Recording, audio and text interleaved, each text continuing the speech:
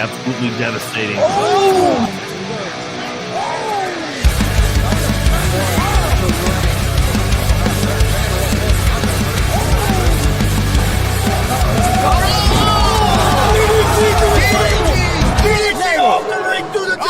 Here, this is Joey Owens' show.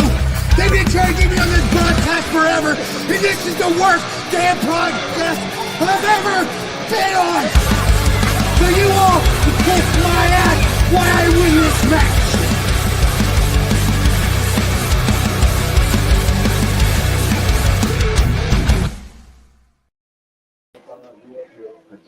All right, what's happening, everybody? Welcome to GWR Gonzo'S Wrestling Room, Monday, December 9th. I still have the TV on like a dumbass. I'm Chris Gonzo'S, joined by Tony Gonzo'S, like always. Also, we're joined by Warren Misery and Marcus Fine, as always. And we also have special guest Big Glenn with us tonight. No, you probably noticed on the intro, it was a little bit different tonight. We have joined the Elite Sports Entertainment Network, which is a whole story behind that. We'll get into it on later dates. So some things will look a little different, but everything will basically stay how it's always been here with GWR. I'll let you go ahead and get started. Okay, well, we'll get started. Marcus, I think you got a few results for us. Yeah. I didn't go to any shows. Kelly was sick this weekend, but Michael Sterrett, our good buddy Michael Sterrett, his daughter sang the national. Yeah, huh? Oh, I'm sorry. She was talking to me. See what? She interrupted me. But anyhow. Anyway. Hey, Kelly can interrupt anytime Kelly wants to interrupt. Well, then go for it. Go for it then. Hey, she's the favorite super fan around here. That has to count for something. Yeah. The Kelly Fine Independent Wrestling Report. That's right. That's what I mean. You got to have your entrance say it instead of this new place here. Have it. And if you don't do it, you're going to get caned. That's for sure. It's the Hall of Fame Network. That's what is on the Okay, anyhow. What's up, Justin Danger? Okay. Anyway, Michael Sterrett, which is his daughter sang the national anthem at the Veterans Show. His whole family sets me, Kelly, and the entire Sterrett family to the wall. Sent me the results. So Mike Noble defeated Phoenix in what I'm sure was the match of the night.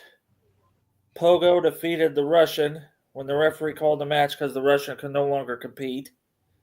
That was probably the match of the night. He didn't say it in English, did he? I'm still trying to figure out what the hell could have gone wrong there, but anyhow. Tag team champions Jordan James and Kenneth James defeated Waterboy and Maliko in a non-title match when Maliko walked out. Elijah Arrows and Carter Kaufman defeated Zay Gates and Troy Valentine. Jackson Morgan defeated David Light in a non-title match. And main event, Logan Myers defeated Zach Nova. I bet that was a good one. Yeah, I'm sure that was the match of the night. Yes. When I seen Pogo and Russian, I was like shaking my head, but anyhow. Okay, our good buddy Sean Berkey was at Wrestling Theology in Fortville on Saturday. Pompano Joe defeated Maliko, Ace Perry, and Prima Donnie in a fatal four-way match. Juwan Thomas defeated Chris Owens and Adam Rorgis for the number one contender for the U.S. title. New tag team champions, Mr. Fitness and Chuckles the Clown defeated the Warhorse. And Drew Skills won the Blizzard Brawl, which was a 30-man Battle Royal Rumble type match. So the Blizzard Brawl. Thank you to Michael and Sean for sending those in to me. Let's see. Hey, what's up? Damien. Yep, Damien DeVille. He was in the Blizzard Brawl, matter of fact. Yeah, I saw that. He was. Him and Tanner Kelly was at Blizzard Brawl. So, of course, Mike Noble's in here. Yeah, he would be. Hey, I will have to say this, Mike. That gear that you posted over the weekend, I haven't got to see it in person, but the pictures you posted, it looked like some pretty sharp gear there, man. Yeah, I hadn't seen. I don't think he started wearing that yet, but it was pretty cool. Oh, Michael Sterrett's in the chat room now. So yes, again, thank you, Michael and family. Noble's shirt's nice, but he still sucks. You know, basically I agree, Kelly. you're gift wrapping a turd. That's basically what you're doing. Yeah, there's usually that whole saying you can put lipstick on a pig, but yeah. Yeah, that sounds about right. It wouldn't help you, Benny. Okay, well, we're off to a good start. Marcus, did you have anything else? No, that's what I had. Sounds like a decent couple shows. And All right. Well, the first thing I was going to talk about was from last Monday night, the New Day segment from Monday Night Raw. Pretty good segment. Kind of a surprise. I think a lot of people thought there was going to be a turn. I think most people thought for sure, that Kofi was going to get turned on, but it ended up being Woods and Kofi doing some turning, but they turned on Big E. I thought it was an outstanding segment. I didn't see it coming the way that they did it. I thought Big E might get turned on. I thought it was going to be Woods turning on Big E, maybe attacking him, and him and Kofi. And I guess this has been a plan from day one. It was the Odyssey Jones was supposed to be the replacement of Big E, and it was going to be them three turning heel. That was the original plan, but of course, Odyssey Jones got some trouble or whatever, and is no longer with the company. So, Marcus, what did you think of that segment? I think it's probably one of the best promo and segments I've seen in a long time. I mean, I even sat and watched it live normally because I knew eventually you'd tell me to watch it anyway. So I said, well, I'll just go ahead and watch it. I thought, wow, that is well done how they played that. I was shocked, too, the way Kofi and Xavier turned on him like that and how heelish they got all of a sudden.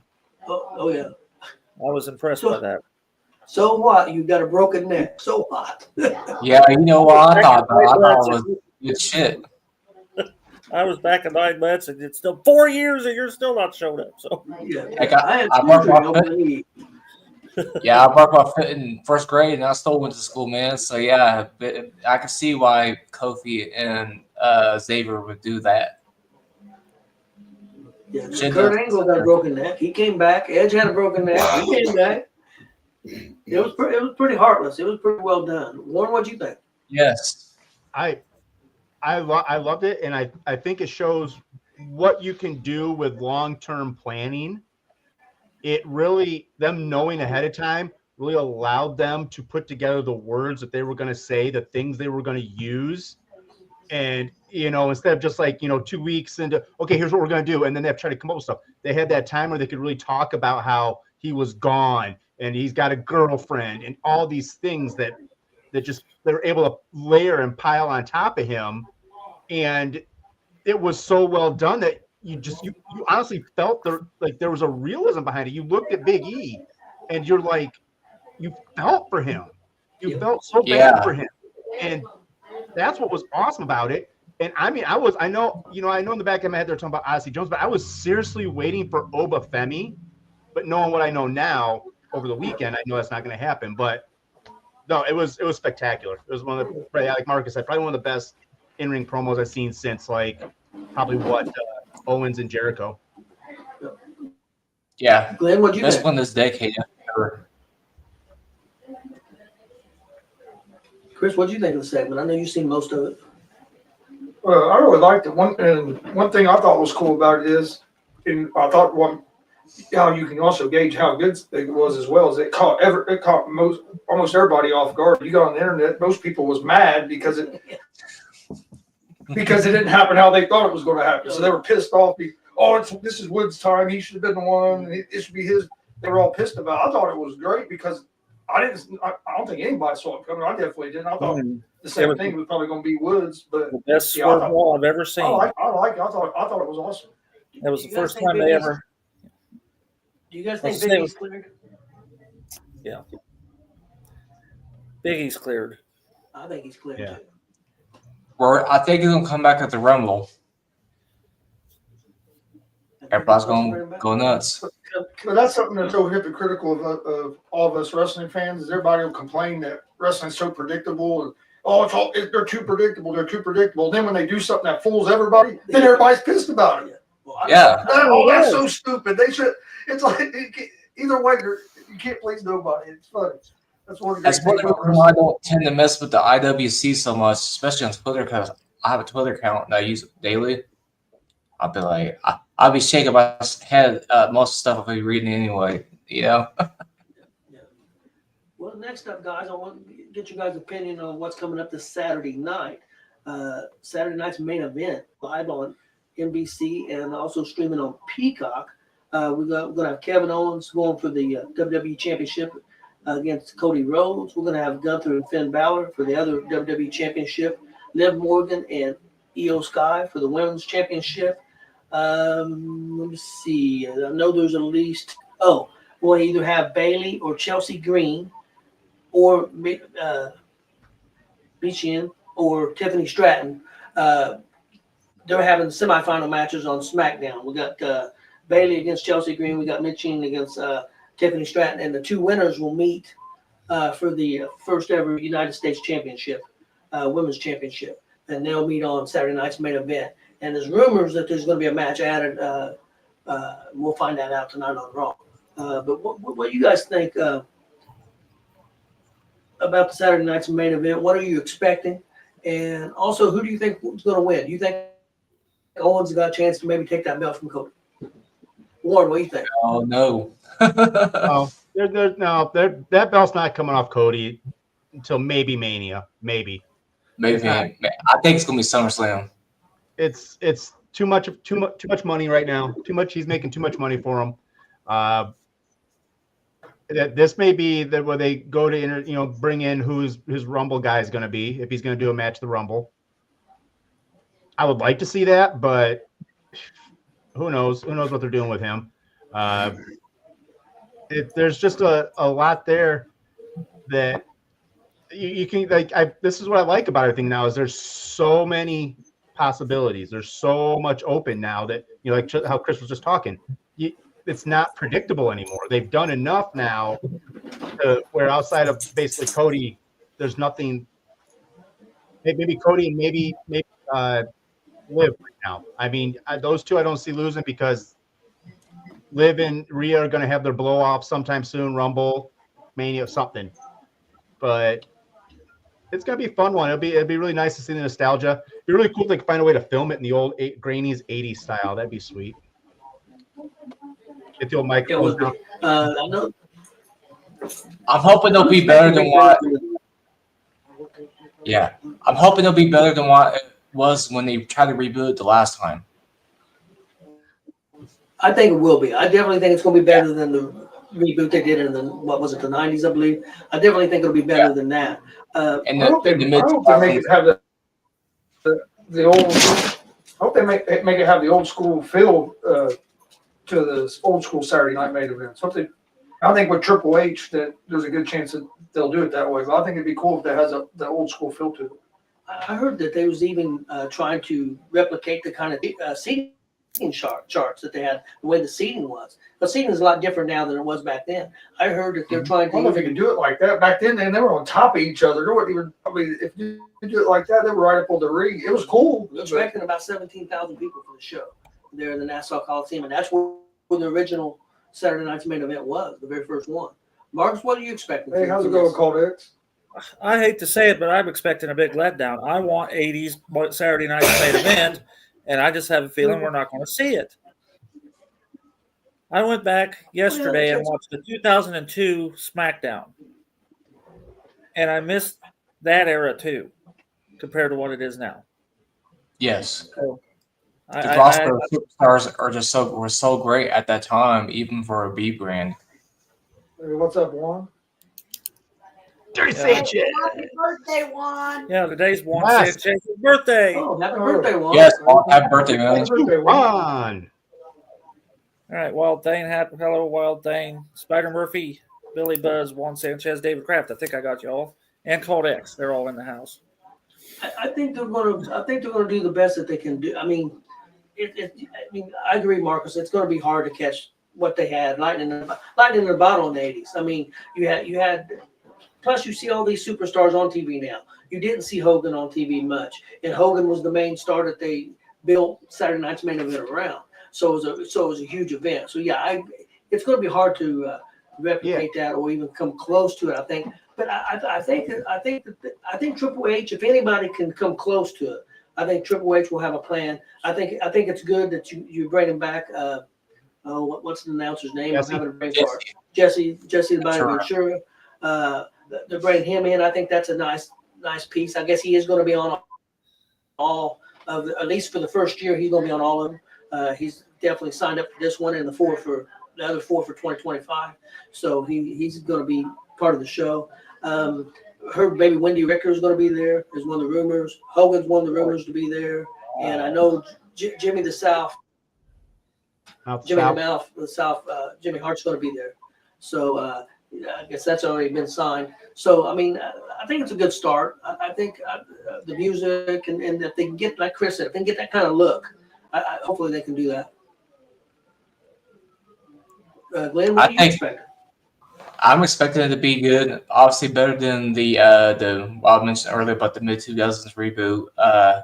I think if they really want to hit a home run in the park, and this is a big one funny, obviously, pre-disclosure, is if they decide to have the quality of the output of the cameras to match the style of the old CRT TVs. But I think it's going to be great. I'm interested to see who's going to be Jesse Ventura's partner. Yeah, because all the rest of them are dead. I was just going through my head, and Vince McMahon. The other one's exiled. I know who I would like to see put in there, but I think it's going to be Michael Cole and the guy that does SmackDown with Michael Cole right now. I think it's going to be them two. And yeah, I'd like to see McAfee. I wouldn't mind Bruce Pritchard. I know McAfee did say today on his show that because he had Michael Cole in there for a few minutes just on his phone, which I think is hilarious when he does that. He's holding his phone up to the fucking microphone. But he told Michael Cole that he would see him soon and was looking forward to being back. So I figure probably 2 months, as soon as football season's over, he'll probably be back on. Supposed to be January 6th on debut of.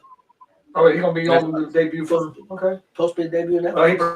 He probably because he wanted to keep doing it. And they kind of talked. They're the ones that talked. Triple H and I think McAfee's wife talked a bit about because he didn't want to take a break. He wanted to keep trying to do Monday Night Raw all the way through football season.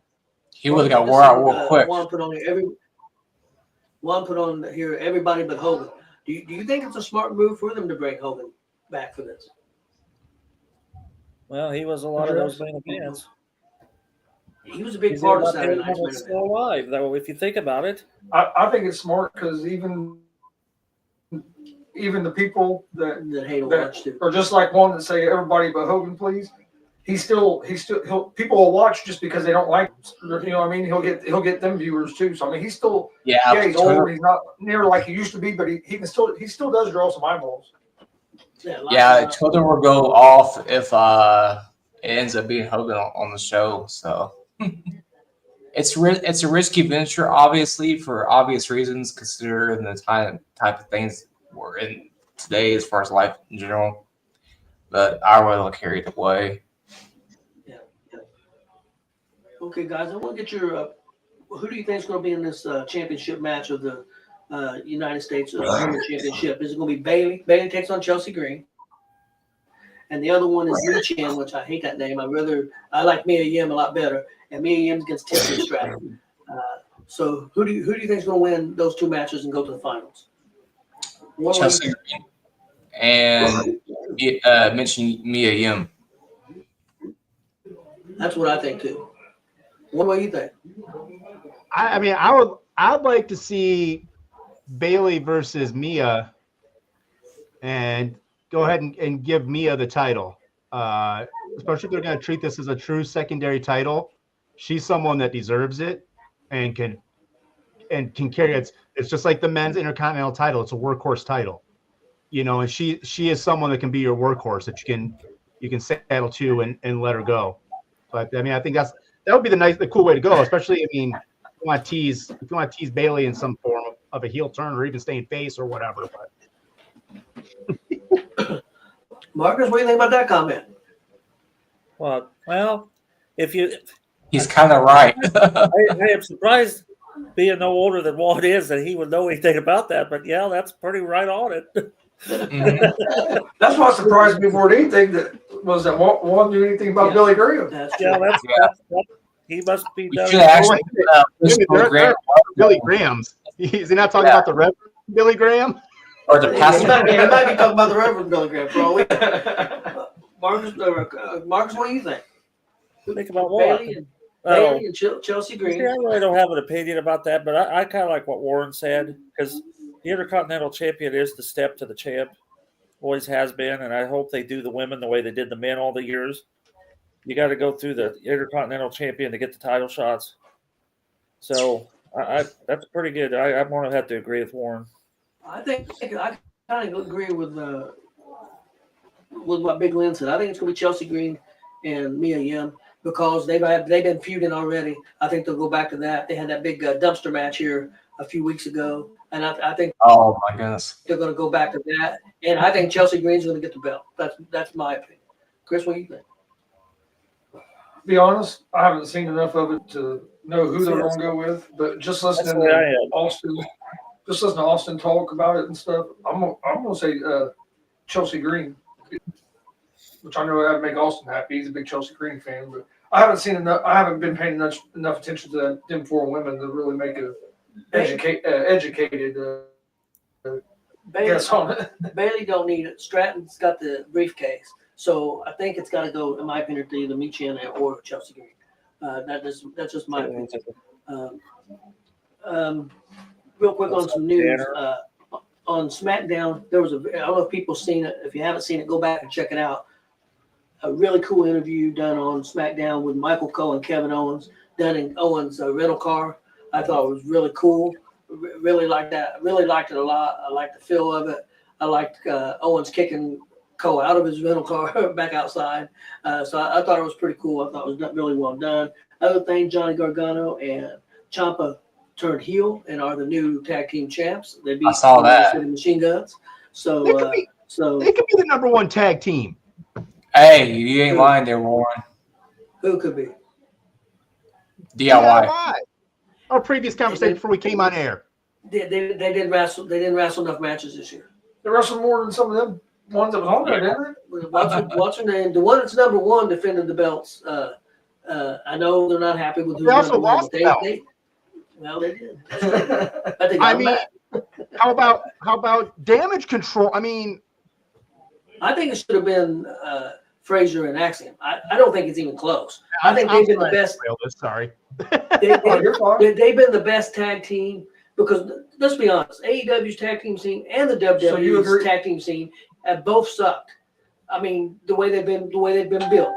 NXT has done better with their tag teams, especially as far as featuring their main tag team, having a lot of defenses and being a good tag team. I think they're the ones that deserve number one. Heck, as bad as that was, It's going to be Bailey. He thinks Nia is going to cost Tiffany. Okay, it could be. Yeah, I was going to say as bad as some of the ones that was on the list. Chase, you could have made that list. Chase, you had a pretty good run. He even had the Kelly tag Fine team. says Cold X is the best tag team. Oh, Kelly, give me a break.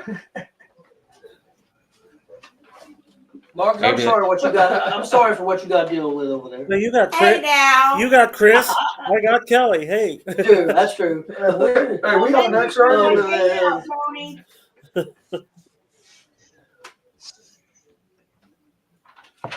Okay, guys. Next up is NXT Deadline. I believe Marcus got to see it. I checked it out. I don't know if Glenn's seen it. I'm not sure about it, Warren or. I watched. Yep. Okay. Let's go by the first match. The first match of the night was the men's Iron Survivor match.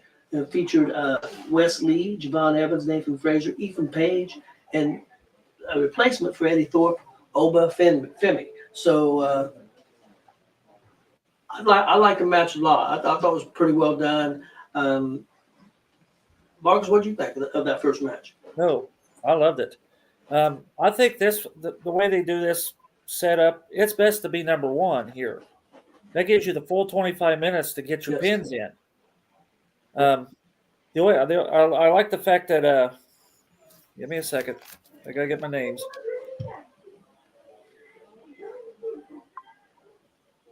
Javon Evans jumping over that, coming out of that penalty box, run across that ring, jumping over that ring post, Yep. hit those guys, and landed on his feet. Like, damn. That was pretty impressive. I also, Obafemi, I even PM'd you as my best friend because he literally beat the shit out of Ethan Page in the penalty box. I mean, And that segment was awesome. That segment was awesome. The way both of them guys played it was just awesome. I mean, Obafemi's in the box and bring him here, bring him to me, bring him here, and he don't want to go in. I don't want to go in the box. I don't want to. It was outstanding. The And I'll only tell you, problem I Nathan's- had was they Yeah. started to count for the penalty box before the person was in the penalty box. Yeah. I agree with that. So that's what I had. I thought Nathan Frazier did a great job of selling his injuries and stuff later on that night. But I thought it was a really good match. I really enjoyed it. Warren, what'd you think?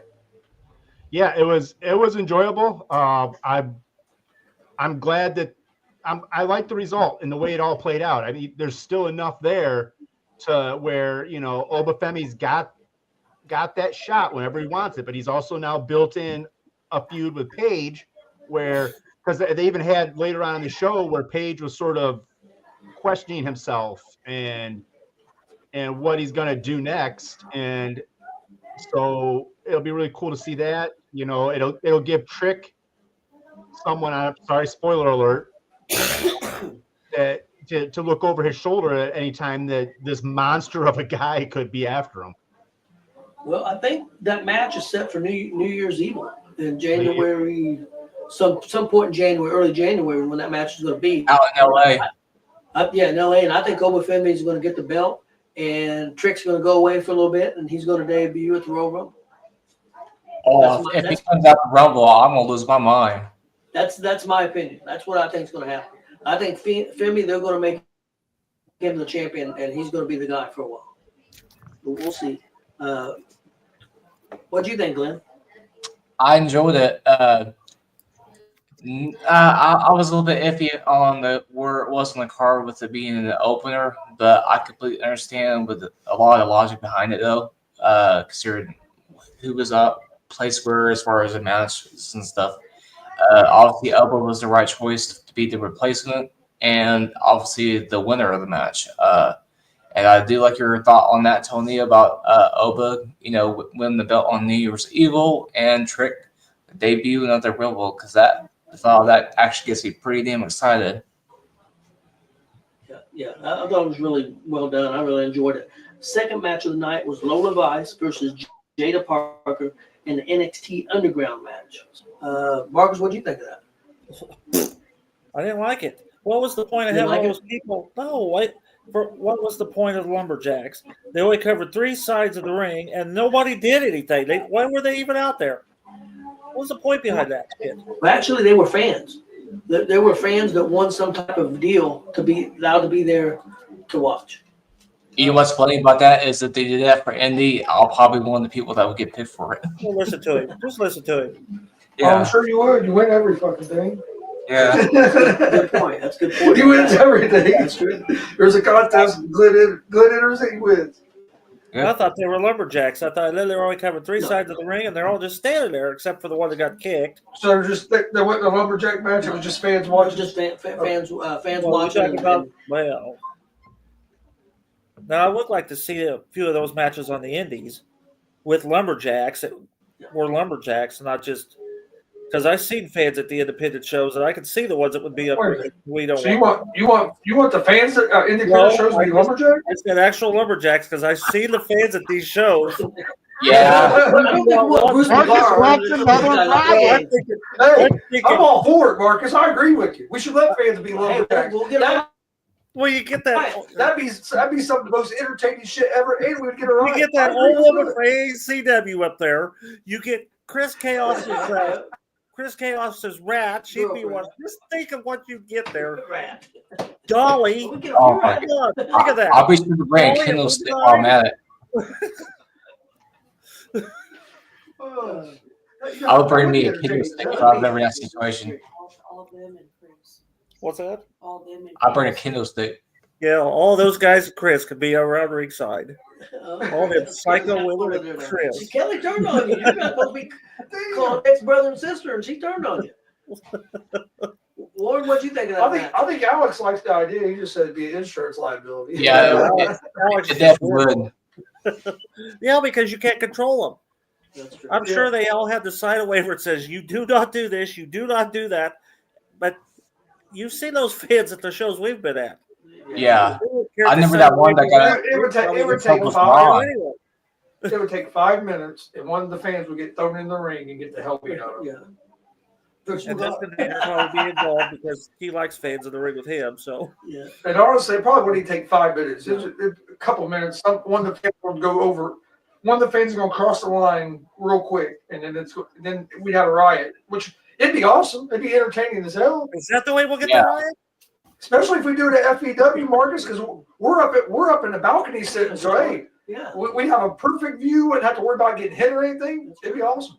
Yeah, but It would be like that scene from Spider-Man. Yeah, and it'd be Alex's problem. There we go.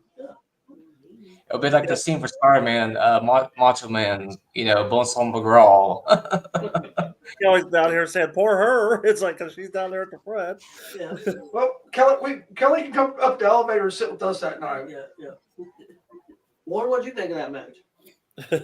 I mean, yeah, it was Well, that was a dud. My take on it mostly is because it should have been shot in true underground style. It should have been in that boiler room like they had, like the Raw underground Yeah. style. It should have been more grime. It wasn't. It was just, we're gonna take the ropes down and let you guys do some little bit of this and then just to have a brick is the only thing. Like there's just, this should have They been. had that strap or the Yeah, it should have been done like they say, like how the whole underground thing is.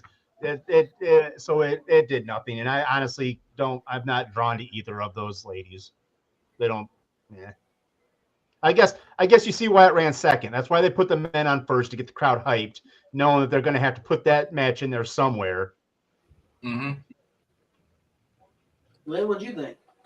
It was all right. I obviously I aligned with Warren and Marcus on that as far as it being a dud because of the scenery. I like Little Vice, but this match probably shouldn't have been on the show. It should have been on like an NXT main event on Tuesday. at like That's a good point. 2 a.m. or something like that. I mean, Yeah, Hey. Man, Marcus. I probably wouldn't disagree with you on that one. Okay, next up we had the NXT Heavyweight Championship, Trick Williams against Ridge Holland. we What did you did. guys think of that match? Glenn, what'd you think of that match? We had the- Actually, I was hoping them call me first for this one because I enjoyed the match. I expected a lot more. Actually, I was expecting a way different outcome because they was talking like maybe in a way on commentary that maybe Ridge was gonna win the title because the title hadn't changed on Deadline before and stuff. And the other thing for me is I was kind of hoping Chase U was going to do like a turn and help Ridge win the belt. So Warren, what'd you think of that match? It was okay. I think Ridge is unfortunately falling into that guy that has the look but doesn't have the personality. He just there's no draw to him. He's very bland. There's nothing there that makes you want to get behind him. But yet he's got the big guy look, but you just don't. I don't felt like he was a threat to Trick. Yeah, he's a big, tough guy. But something's missing. Honestly, I think there's something missing with Trick. I think Trick's got the look. I think he's got the fans behind him. He's got the charisma. First of all, I'll be honest with you. I don't like his finisher. His moveset. Yeah, he needs some kind of moveset to. I'm not a big fan of his finisher. I thought the match was all right. Marcus, what'd you think? I thought the match was all right. I really thought there would be a title change, but I was happy that there wasn't. I mean, I would have been happy if I paid to see it. I wasn't happy to pay to see the first one, but the ladies one, I wouldn't have been On the happy with second that. one. Okay, next up, NXT Tag Team Championship. Frazier and Axiom against Miles Bourne and Tavian Heights. Also, a little note that I found out, I didn't realize that Miles Bourne, I didn't realize he was deaf. That was a shock to me. That he's a deaf wrestler. I mean, I know there's some out there, but I was a little shocked by that. Both those guys have only been wrestling about 2 years. Marcus, what did you think of that match? I loved it. That's my match of the night, actually. This is my match of the night I too. love those power slams that Warren and Heights did. I mean, those power slams are just amazing. And yeah, that was my match of the night. I really thought we'd have a title change there too, but We again, looked like it. I was happy with the outcome, and I'd been happy if I had paid to see that. So Yeah, I thought it was. I really liked the first match. I really liked the main event, but my match of the night was that tag team match. It had me bought in on the selling that Frazier did. I thought it was a really good match. I really enjoyed it. Warren, what'd you think? Yeah, it was really cool. I think they had two styles from both teams that fit, and that's sort of, I think, when you come to tag teams, that's sort of the important thing, is getting styles that fit. And I think they all four of them had it. I think they're all on the same page, and I like that finally you saw some stuff like the accidental kick on Axiom from Frazier, but they didn't really play into that. It's like it happened. And it's like you said, team. Okay, yeah, I'm sorry, we're good. Let's go.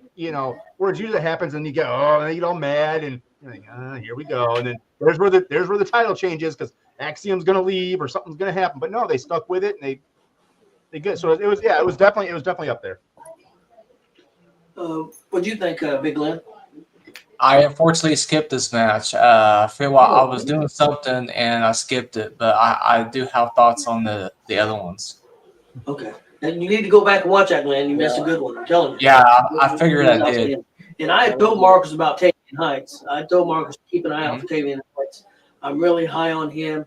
I actually got to see him the first time. He wrestled, believe it or not, Oba Femi.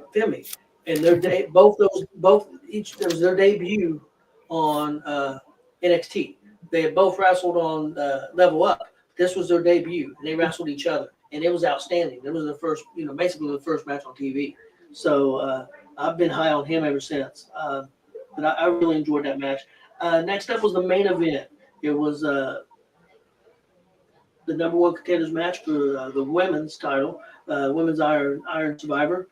We had in that match Saul Ruka, Stephanie Becker, Zaria, Julia, and Ren Sinclair. Okay, Big Glenn, what did you think of that match? I enjoyed it. The spot that Gilia did was insane. You know what I'm talking about, right? I think so. She did that jump to the outside. It was like a twist or something like that. Was it Julia I think or you're talking about? I know Saul Ruka did one. Oh, Ruka did one. Oh, it's the Rook. Yeah, I get them two mixed up. They look just like me. I had that down. That what she did. Coquille Glaze to me, obviously. So yeah, but it was the one that Saul Ruka did. Yeah. I really enjoyed this match. It was different than the first one. It wasn't much high flying. There was a lot more wrestling, but I really enjoyed this. Actually, it was probably my second favorite match on the show. Yeah, I really it thought was. It was good. I It was really definitely enjoyed up there for me. It was a tie for match tonight. Marcus, what do you think? The only thing I would have changed, I like the fact that Red Sinclair hit the penalty box like back to back, bang, bang. She not more than got out of the penalty box before she was back in the penalty box. But I really was hoping that since she got out of that penalty box at 20 seconds left of the match, that she would have went in there with a flying body and pinned two of them and took it at the last minute or the last second per se. That's what I was hoping. Have a way to end the show. Because they all had one, or she didn't have one yet. She had zero. But she had one, and her 0. And she went in there and flying body pressed and rolled two of them up and pinned them at 5 seconds in. That's the only. I thought Ren did a good job. She's from the NWA. That's where she came from, and she was on the Independents. I think she actually wrestled on AEW Dark also, a little bit on the Dark show. Warren, what did you think of that match? I mean, yeah, I loved it. It was great. I think the only thing, like what Marcus said, the unfortunate thing is I think they sort of burnt that concept in the men's match with Oba getting the double choke slams and the double pins to take it at the end. And with both of those, I'm finally glad that it wasn't everything was in the balance up until that last 30 seconds. You really didn't have a feel. Usually sometimes you watch some of those and you can sort of see where it's going to go. But there was enough there to keep everything out of balance. I mean, and I think everyone pretty much had in the back of their heads that Julia was gonna be the winner. How was that gonna happen? And then then they teased that Ren could make this comeback and be this. You could see that happen. You could see that one that you never saw coming. That for the entire match, she's getting beat down, beat up, and she's the one that sneaks in and gets them and moves on and gets the title. But I think everything was great. I think it shows where this women's division is going. The fact that they brought in and watching them powerbomb what's her name through the announce table. Sorry. That was insane. From the apron. Yes. Watching Soul do her little flip over the rope into the ring with whatever kind of cut or whatever that was that she did was crazy. And there were so many spots that you're like, yeah. And to me, I mean, the tag team match was great, but I think this was my match tonight. Okay. I can see that. If somebody told me that, you couldn't argue. And I don't think if somebody liked the very first match, the men's, and said it was a favorite, I don't think you could argue. All three of them were really, really strong. I really thought it was a pretty good show. I do think, again, at New Year's Evil, it's going to be Roxanne against Julia. I think Julia takes the belt, and I think Roxanne moves up to the main roster. That's what I think. So. I think they're going to move over the roster now and get these guys in to start Netflix and all that and get this new blood in there and really reestablish. Okay, guys. Anybody else got anything on that? If not, we'll go to our rapid fire and go to our special guest, Joe Monroe. I guess nobody's got anything, so we'll bring Joe in.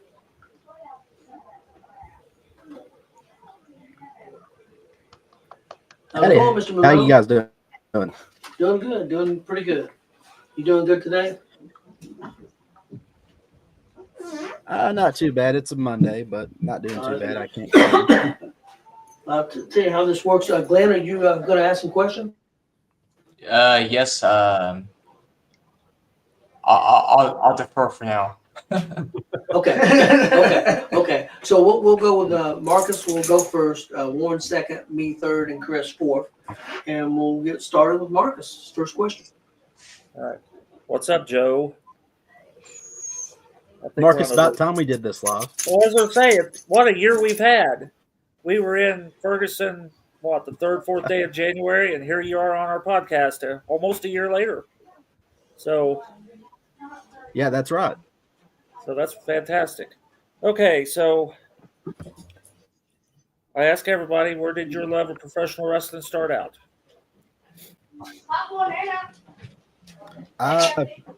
My love for professional wrestling started out, I was about 5 years old. My grandfather, he was one of those people that tape traded, is what we would, call him today. He had old tapes of Georgia Championship Wrestling, Mid-Atlantic stuff, the old school stuff. And that's kind of where I fell in love with it. And I tell people all the time, I was raised on that stuff. I literally was from the age of 5 onward. I mean, I still go back and watch it because that's classic wrestling. But yeah, from the age of 5, you can thank my grandfather for that.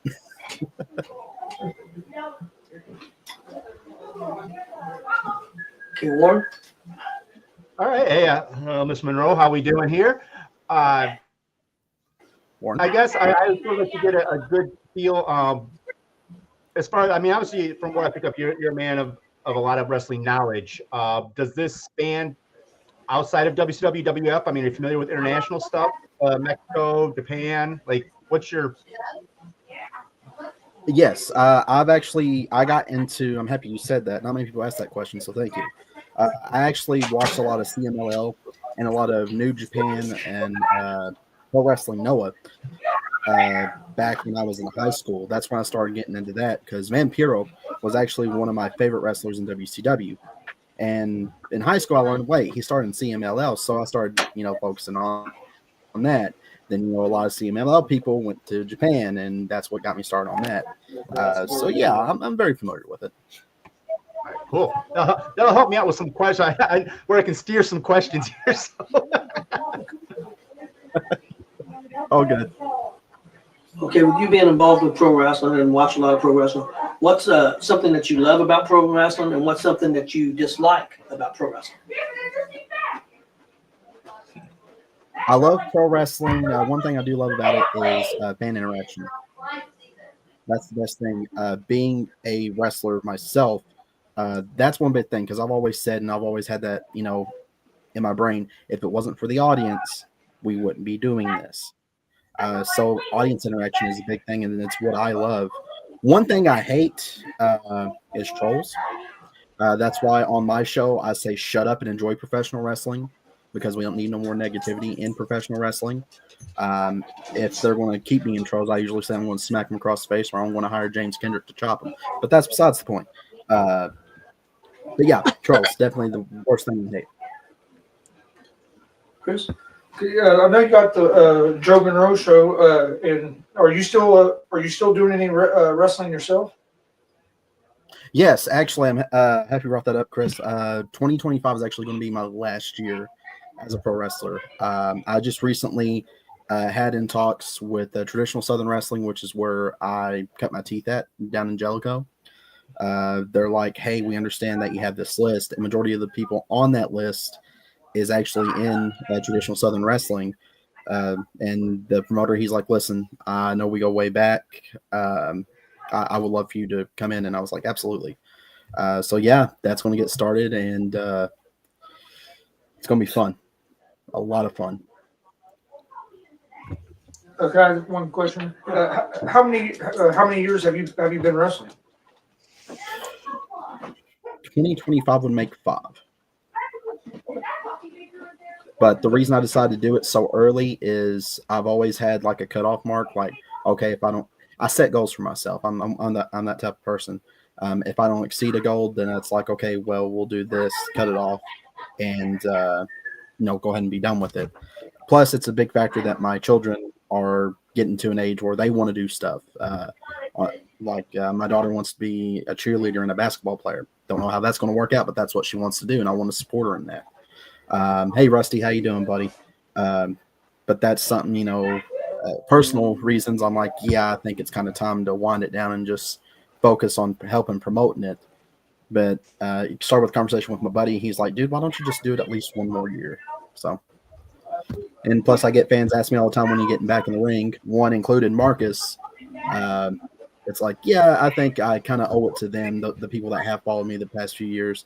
All right, 2025 is it. Here's where I'm going to be, which those dates are going to be announced pretty soon. Okay, Marcus? Chris, go ahead and ask it. I never asked this question. Well, Kelly is asking a double question. We'll go with Joe first. Kelly wants to know who's your favorite super fan, Kelly or Marcus? Marcus, I'm sorry, you brought up Austin Diamond on the show one time. I gotta go, Kelly. Sorry, bro. She's asking you too, Big Glenn. And I'll go ahead and answer that question. And I do have a question for Joe, but I'll go ahead and answer Kelly's ones first. Marcus, I'm sorry. I ain't trying to get caned by Kelly. I know you understand. Kelly, for sure. I like Glenn already. But yes, Joe. You guys remember Pete Doherty? Mike Boyette. His record was like 0-320. That sounds about like you with Kelly. Yeah, I'm the Mike Boyette of this. Marcus is going to start walking around like Barry Horowitz and just patting himself on the back. Yeah. See what I'm doing? Go ahead. Yes, Joe.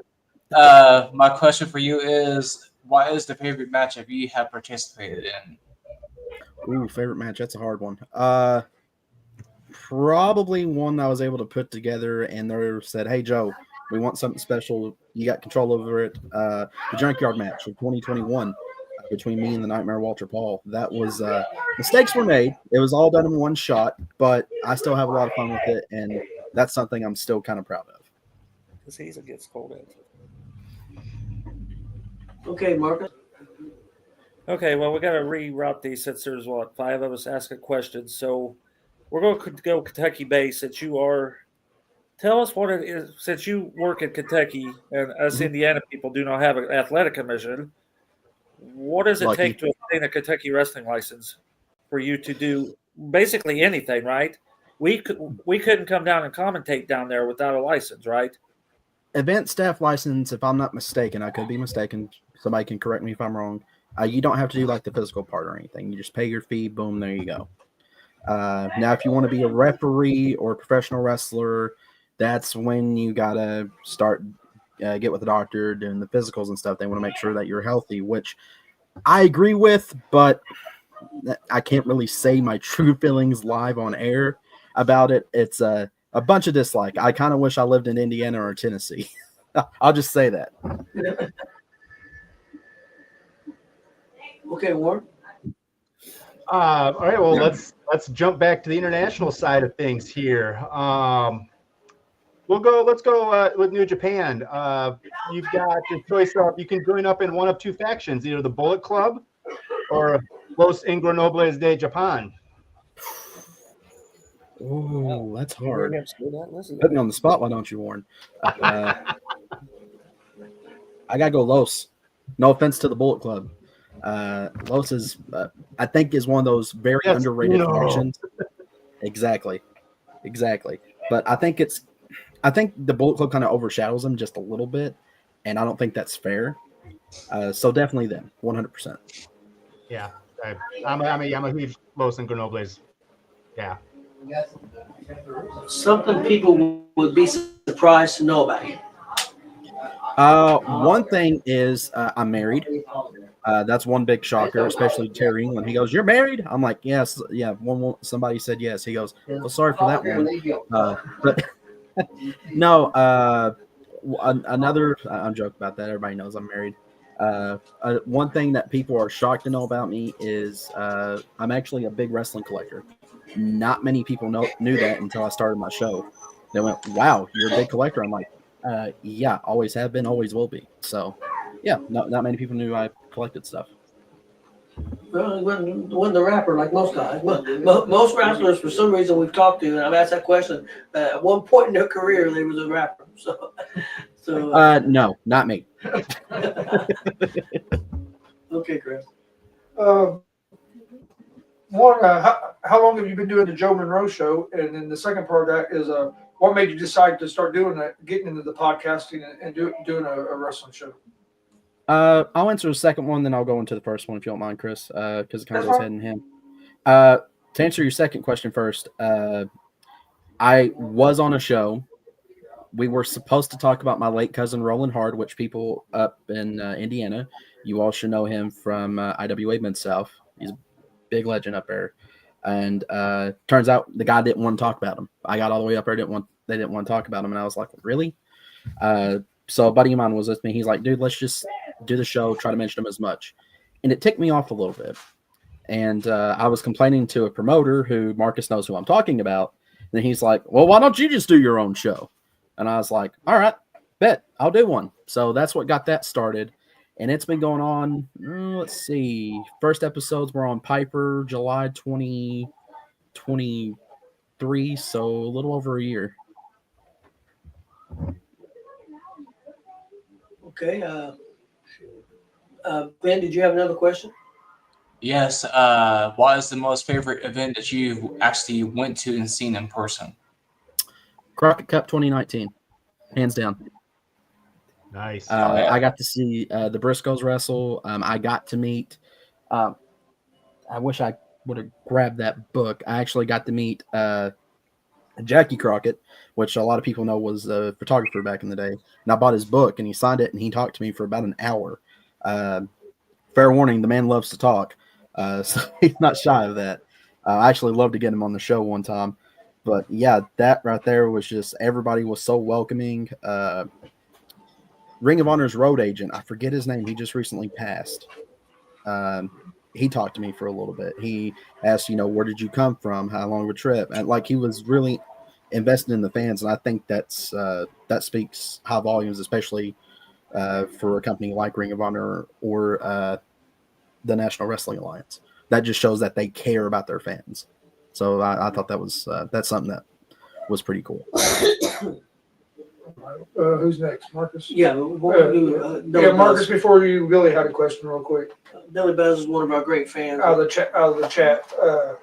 One knows that you're a wrestling collector. Is there a sought after item you want but don't have yet? My wife's gonna kill me. One thing wasn't a big replica title belt collector. Only reason I have that is that's the version. I know it's the world heavyweight title. Goldie is what I called her. Yeah, sorry, Tommaso Ciampa. But the Brotherhood heavyweight title, that's what it was based off of. So that's why I got it. And actually, my wife got it for me for her birthday this past year. But if I could have one thing in my collection, it's the NWA's World's Heavyweight Championship. Because that title is, to me, is the world heavyweight title still to this day.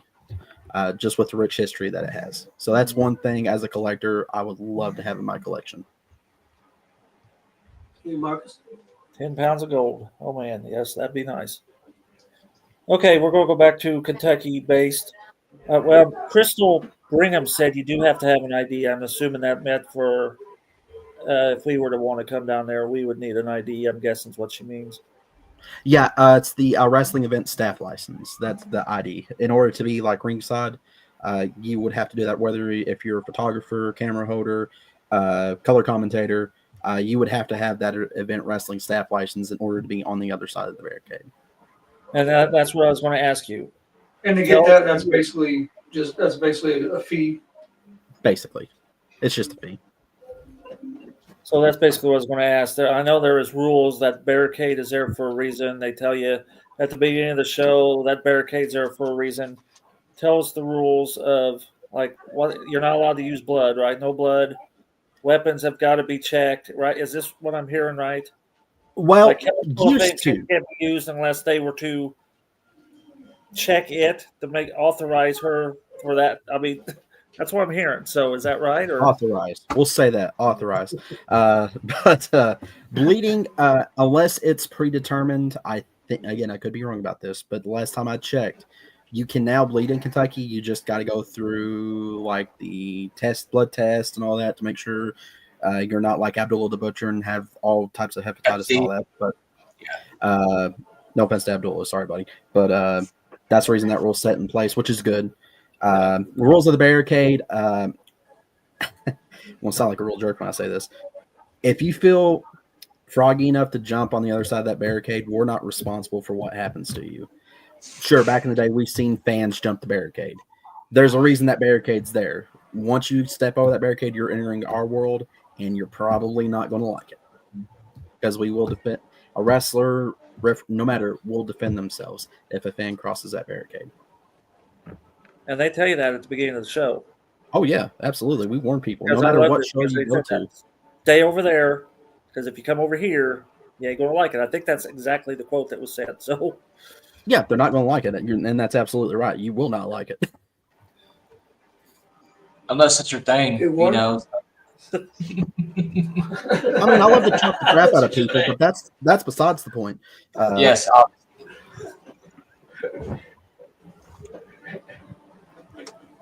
Ward.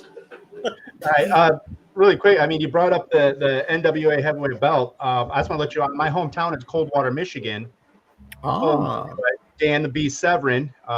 He's friends with my family. So, but leading into that, one of my questions I'm notoriously asking: which would you prefer, especially since you're going into your last year here? Let's say a 9-month run with an Intercontinental title, or a 3-month run with the championship title. If I had to, if it was the choice was given to me, probably the Intercontinental, because I think a workman's title is a little needs to be brought back into professional wrestling as a whole. That's just my personal preference. But I am going to say right now, my last year, I'm not after any titles. To be honest with you, I tell people I'm not really a professional wrestler. I'm a fighter. I'm here looking for a good fight. For crying out loud, I'm Irish. We're always looking for a good fight. Come on.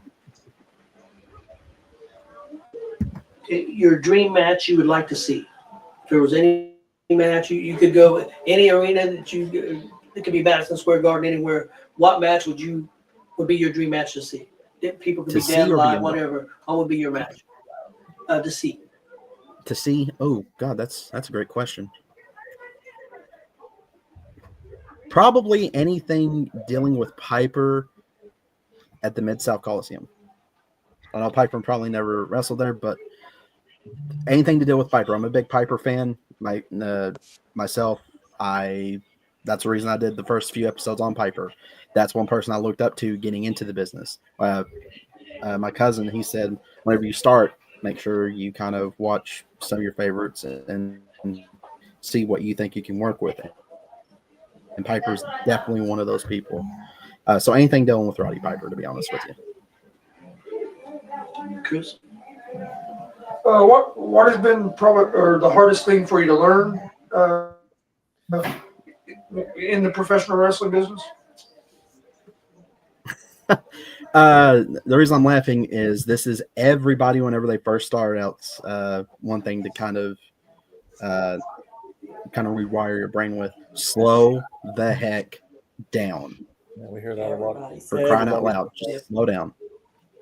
That's probably one of the biggest things that I still kind of struggle with, because you're in there, that adrenaline's pumping, you're just ready to go, but then you're like, hang on, we got to slow down a little bit. So that's probably the difficult thing, and that's for everybody, I would say. I'll say that's usually probably not the top answer on that question. Everybody says that, or just shut your mouth and listen. Then we're about the top two when it comes. Yeah, to that too.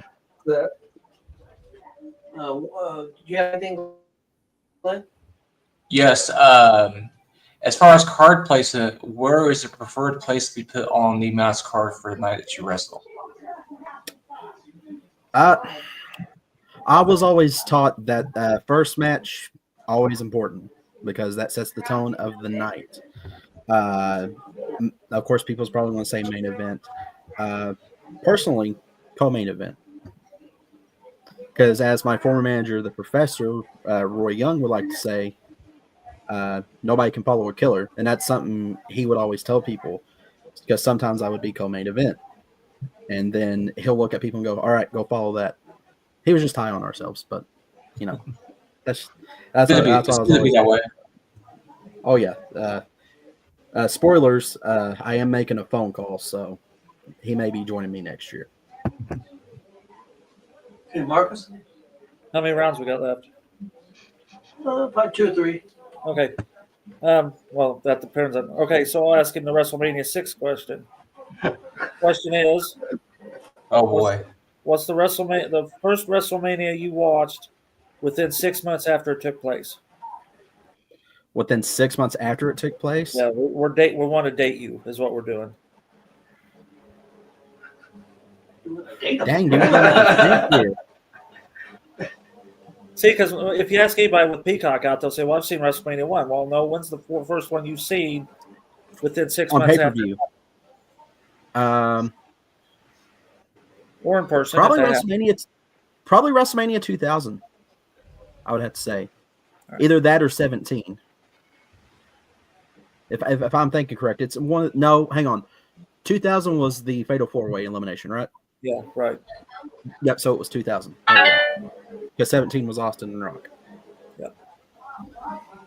So yeah, Okay, Warren? that's the first one I can vaguely remember. Like, oh, this is my first WrestleMania I've watched. So.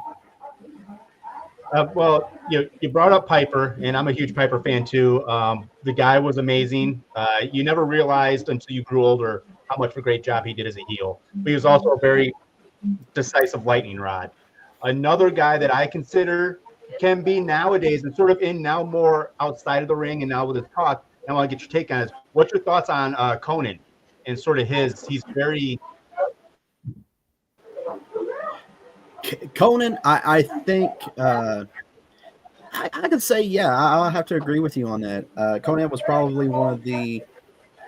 He was well known, but I think, especially his run with Filthy Animals and WCW, and even his stuff with LAX and TNA, a lot of people overshadow that. I'm like, wow, this is great stuff right here. But unfortunately, people rather focus on the full event rather than just an individual. And what are your thoughts on him now as like with his podcast and he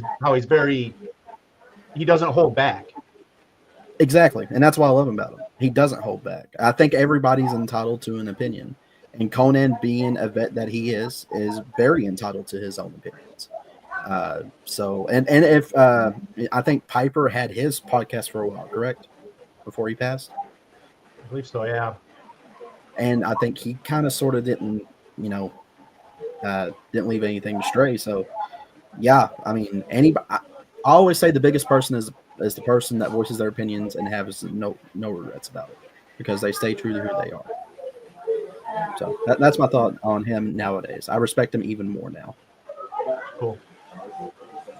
Being a podcaster, what's the favorite interview that you've done? Probably JD Thunder. Why are you pointing to yourself? No, every time we try to set up something like, oh, sorry, Joe, you big league me. How dare you? Oh, I wouldn't quite put it that way, but yeah, okay. I know. I'm picking. okay, Chris. Well, I'm gonna go with Billy's question first. Okay. You want to know if you had a favorite manager growing up? Bobby the Brain Heenan, hands down. Even going back and watching those old tapes, especially when they put him in the weasel suit. My grandfather actually had that on tape. Probably one of the best things ever. But yeah, Bobby the Brain Heenan all the way around. I think if you're wanting to be a wrestling manager, watch a lot of Bobby the Brain as much as you can. Okay, which time? The Ultimate Warrior one or the Greg Gagne one? Probably Greg Gagne. Yeah, That's the one that I guessing. watched, I think. It was the Greg Gagne one that he had taped because it kept on fuzzing out. So yeah, I think that was it, to be honest with you, because it's pretty old. Actually, I still think, if I'm not mistaken, Marcus, I still think that's one of the tapes I have. I just don't have a VCR to play it. Yeah, I got tons of them too and have no way to play them. So, Chris. On your show, do you just talk like mainstream wrestling, or do you guys talk independent wrestling? Like if a viewer was to tune into the Joe Monroe show, what should they expect?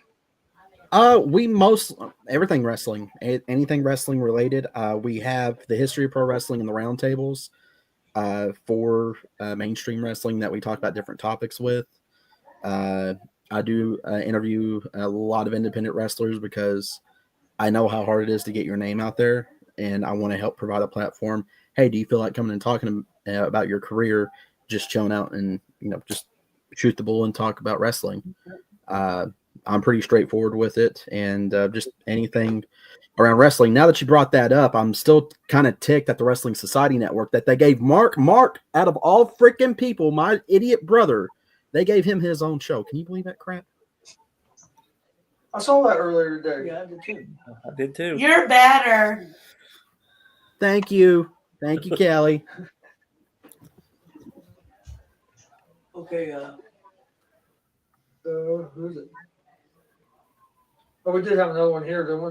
What wrestler do you like the least? The least? Ooh. That's a good question. I know Marcus. Austin Diamond, if you want to call him a wrestler. There you go. Okay, now don't go any further than that. Don't go further than that because that's part of my question. So leave it at Austin Diamond, and when we get to my question, we'll get into that. I knew where you're going with that. So don't jump the question. If you want to call him a wrestler. Okay, if you want to call him that. Glenn? And I promise you guys, this is water, not moonshine. Favorite NWA match? Favorite NWA match pre Ted Turner making it WCW. So I think that'd be before '88. Dollar collar match between Piper and Greg the Hammer Valentine at the first Starrcade. Starrcade A3. That's a good one. You know that match. Oh, yeah, dude. Hands we down. do.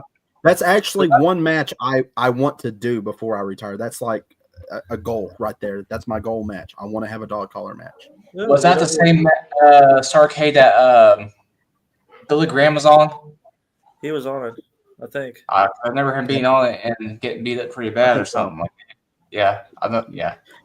But that promo that Piper did, you bust my eardrum. Is that all you can do? Huh? Is that all you can do? I'm like, God, this guy's insane. I want to beat him. He was insane, no doubt. Marcus? Okay. We're going to talk Austin Diamond. I was having such a good time, Marcus. Well, I know, but you know what was going to be brought up. Tell us how the feud started and tell us where the feud's going because it's not over yet. And that could be the guy you could Well, do the dog collar match with. Listen, the kid will be lucky if he survives another match with me. But I digress. How it started was when a little punk is being snippy and I found out where they're going to be, I'm going to confront them face to face. That's exactly how that started.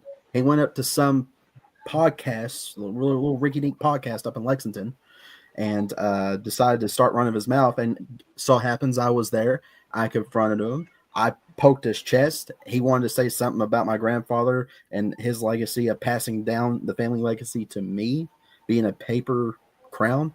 That ticks me off because my grandfather was like my father growing up. So evidently, I let the anger get the best of me, and that's when Scott attacked me. Where it's going, that's up to Austin. Because I promise you, he got one free lucky shot with that candlestick right here. My head's indented permanently from it. He got one free shot, and that's all he's going to get. Because the last round, Marcus, I'll give you. Go ahead. Sorry. The next time me and him get in the ring, I can pretty much promise you he's not going to be able to get out of it. And this is our last round, Marcus. I'm going to give you one bonus question when we come back around. Last question. So, Warren, you're up. I'm up. All right. Well, since the last question, we went international, so let's come back into the States. Which side are you on? Are you an NWO for life, or are you a degenerate suck it? I mean, when you're in NWO, you're NWO for life, man. Come on. No offense to D-Generation X, but looking back, even when I was a kid, I was an NWO fan. Looking back, I still got to go NWO. Okay, my question is, if you was going to start a wrestling promotion of your own tomorrow, who would be the first three people you would hire? Okay. Tony, you know how much it is to do a wrestling promotion nowadays? I know. But if for some reason I hit the $1 million, almost $1 billion jackpot and decide to start my own wrestling promotion, first three people I would hire is James Kendrick, Marty Clay, and Brandon Wolf. Okay. Then I'd hire Austin Diamond. That way I can just beat the crap out of him anytime I wanted to. It's like one of those matches that used to have on Raw. 5-on-2 match. Actually, I want to. My question's not. My last one isn't really a question, so I want to go after Marcus. If that's cool. Okay. We got one here from Billy Buzz. He wanted to know if he was a Hillbilly Jim fan. Oh yeah, absolutely. The guy still lives down in Bowling Green. I'm a big Hillbilly Jim fan. I was actually honored to shake his hand whenever Terry England put him in the UCW Legacy Hall of Fame this past year. I was honored to hand him that and shake his hand over it, so that was pretty cool. So yeah, I'm a big Hillbilly Jim fan. He's just a good old boy from Kentucky like I am. Big Lynn, you got the last question? Yes. Favorite Saturday Night's main event match that you have actually watched.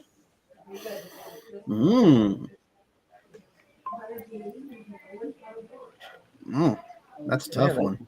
That's hard. I would have to an event match. probably because I don't remember watching many of them, live growing up. My grandfather didn't have Saturday Night's Main Event, unfortunately. But looking back as a wrestling fan, probably when Andre won the belt. He became the tag champion. Yes. That was an Indianapolis too. Yeah, that's my favorite one.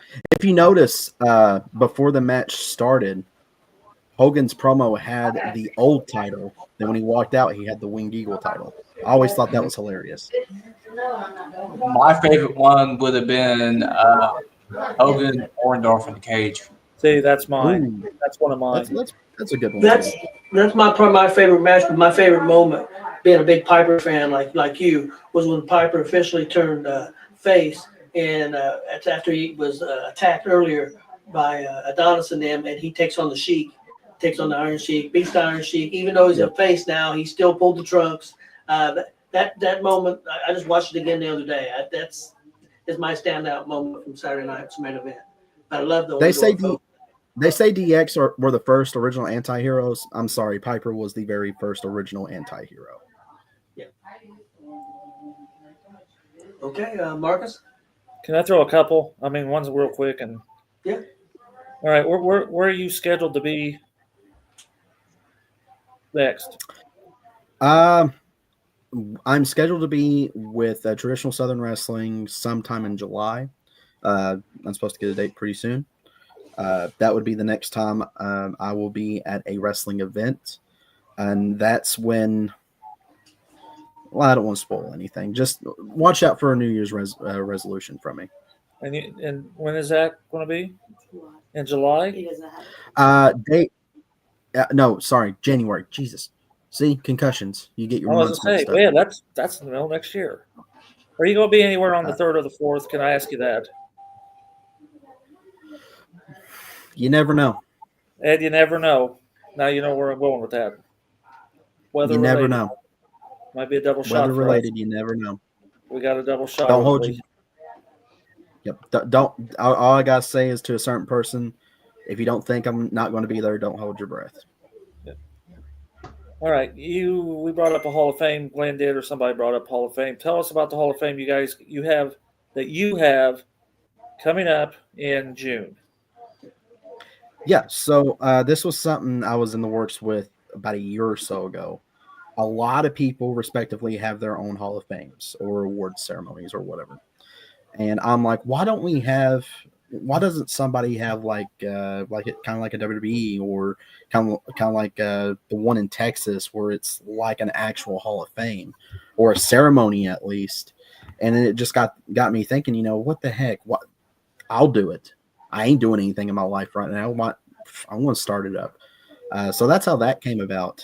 And June 21st, that's going to be one heck of a night. We already mentioned recently Mike Woody, who is a famous mask maker and was a famous professional wrestler around the Kentucky, Indiana area. Great guy. Him and his wife, Terry's, are going to be in the Hall of Fame. Terry England, as a promoter, since he had UCW since 1997 straight, is going to go into the Hall of Fame for that. Lone Wolf Bobby Blade going to go in. A good friend of mine, he's going to go in. And there's a few others still ready to be announced. James Kendrick obviously was the very first one we announced because he's like, I don't want to do an interview or anything, just announce me. I'm like, okay, buddy. So there's 4 right there. And we got, I'm not going to say how many more. We got plenty more to go. Which I was going to entrust Mark in doing that. So now he's got his own show, but yeah, whatever. All right. Last thing I got, it's not really a question. This is just what I usually do with my last thing is give you a chance to basically promote yourself and let everybody know where they can find Joe Monroe at your show, whatever you want to promote. Sure. You can find the Joe Monroe Show on Facebook, YouTube, by just searching the Joe Monroe Show. I'm on TikTok under, I think, Joe Monroe 94. Mark is apparently, since we are now with the Wrestling Society Network, which that blindsided me because they asked me to be a part of it. I didn't interview or anything like that. They were like, hey, Joe, we would love for you to be a part of this. Think about it. And I gave it overnight, and I was like, you know what? They're doing a lot of revolutionary things, promoting wrestling, and that's what I want to do. So I decided to join them. Then, Mark had to go behind my back and get his own show on there. But hey, they're still going to help with my show as well. I'm still a little ticked off over that because I didn't know about Mark's show until Facebook. So there you go. Well, we appreciate you coming. Is it going to be a battle of the Monroes? We don't know yet. Okay, sounds like it. Well, we appreciate you coming on with us, and I'd love to have you back sometime. And I watched a few of your shows. Got to catch a couple with Shooting Shane, a couple with Marcus, one with Marcus on it, and a couple of your other ones. They're very good shows. So definitely recommend everybody check out his podcast. It's very, very good. No problem. Thank you. Oh, before I leave, to the cold out there, 2 up, 4 down. Love you guys. It was great until that See, moment. he's a smart man. He's a smart man. Great until that moment. Yeah, and trust me, I will be wearing my Colt X band every time I wrestle next year. So you're welcome. Oh man, See, look, we got the Colt X band right here. he's got the call. Yeah, mine's in the mail, so I gotta wait on it. Yeah, Tony doesn't want those problems. Chris, why do you got to show your toilet paper on this, man? You keep this. Whoa, whoa, whoa, whoa. Warren, I respected you until just then. You need to apologize right now. Marcus, you may want to get him up to speed on me and Colt X. So you know. Right? Oh, he knows. Trust me, he knows. They have a hate relationship. Kelly knows. Kelly's smart. Kelly is a very smart lady, and I don't understand why in the hell she's involved with Colt X. She must have drunk a lot of Kool-Aid. Because they're the best. Yeah, Exactly. that'll Thank you, make Kelly. Make Jim Jones look like Jesus. Wow.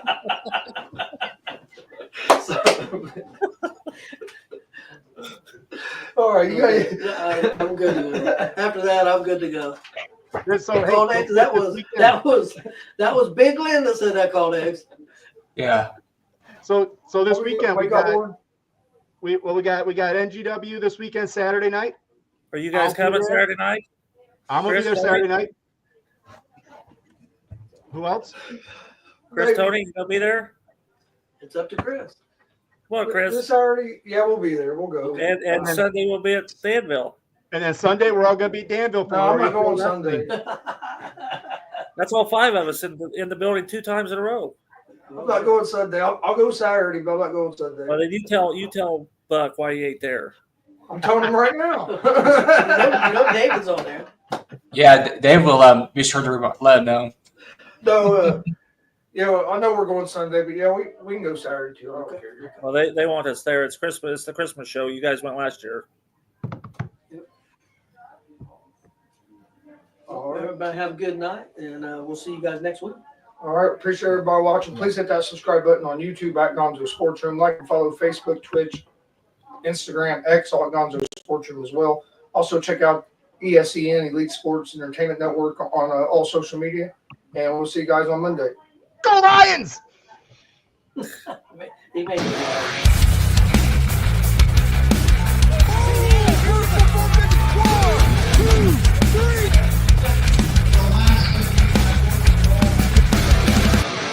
That'd be absolutely devastating.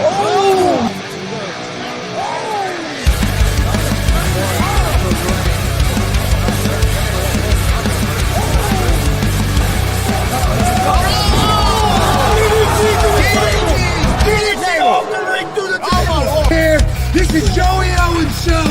They've been trying to get me on this podcast forever, and this is the worst damn podcast I've ever been on.